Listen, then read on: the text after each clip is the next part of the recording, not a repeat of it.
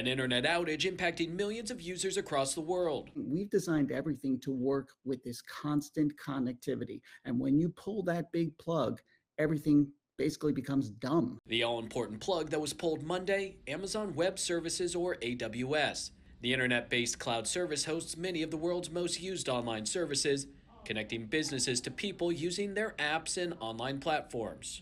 AWS sits in the middle of everything. It is, all of these companies, they all have offloaded their web services, their cloud-based services to AWS, which is great because it's more affordable. It's also more scalable than they could do on their own. So that sounds great, except when it fails. Monday, banking apps like Venmo, online video games, including Fortnite, social media platforms such as Snapchat, along with Amazon-linked smart devices and homes all affected.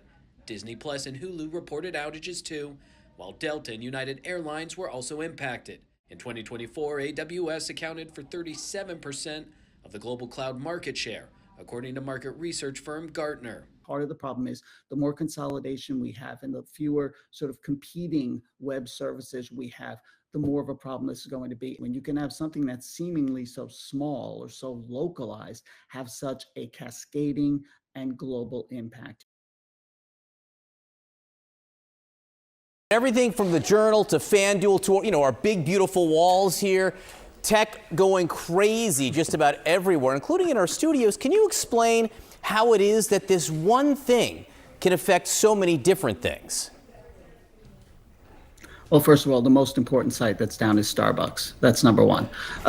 Number two, AWS sits in the middle of everything. It is, all of these companies, it's like why build the house, right? You're just going to live in it. And that's really how these companies work. They all have offloaded their web services, their cloud-based services to AWS, which is great because it's more affordable. It's also more scalable than they could do on their own. So that sounds great, except when it fails. And it feels like sometimes a single point of failure because everything goes down at once. And it's not just the services that you're accessing, your smart home stops working. Ring which is actually owned by Amazon, is one of the impacted services. So your smart thermostat, your smart video doorbell, they just don't work without the internet. They're not designed that way. That's the thing. We've designed everything to work with this constant connectivity. And when you pull that big plug, everything basically becomes dumb.